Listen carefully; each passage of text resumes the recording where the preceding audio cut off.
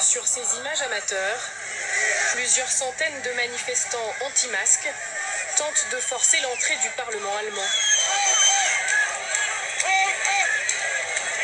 Empêchés de justesse par un cordon de policiers.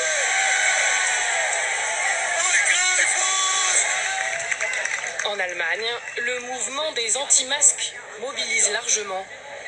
Samedi, ils étaient 40 000 à défiler dans les rues de Berlin contre le port du masque et les consignes officielles du gouvernement. Corona. Le coronavirus n'est qu'une grippe plus ou moins forte. Une pandémie qui est utilisée pour nous asservir, nous les êtres humains. Peu de temps après le départ du cortège, la manifestation a été interrompue par les forces de l'ordre.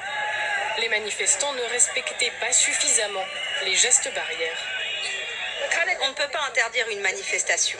Ou alors, la démocratie est vraiment foutue. C'est pour ça que je suis vraiment inquiète. Je n'ai jamais été inquiète, mais en ce moment, je le suis. Dans plusieurs pays du monde, ces foules rassemblent des sceptiques du Covid, des manifestants qui ne font plus confiance à leur gouvernement. Nous sommes ici, sur cette place, en unité avec Berlin, Londres, Paris. Nous voulons être souverains sur notre corps et nous ne voulons pas être obligés de recevoir des piqûres d'un vaccin qui va rendre malade la majorité de la population mondiale. Aux États-Unis, sur les réseaux sociaux, de nombreuses vidéos montrent des anti-masques exprimer leur colère, comme ici dans un supermarché. Et certains tentent régulièrement de contourner l'obligation du port du masque.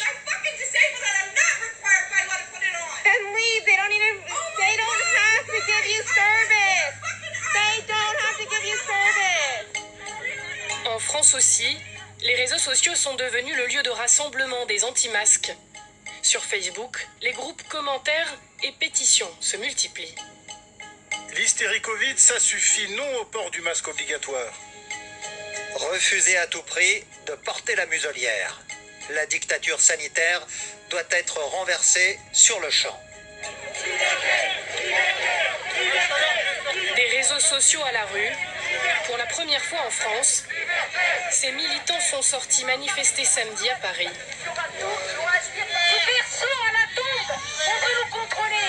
On est sous masque, on vit sous masque et on mange sous masque.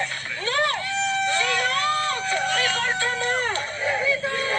Ils étaient quelques centaines, dénonçant le port du masque obligatoire et s'appuyant souvent sur les thèses complotistes très répandues sur Internet. La fausse pandémie, l'implantation de puces sous la peau ou bien encore la création du virus en laboratoire.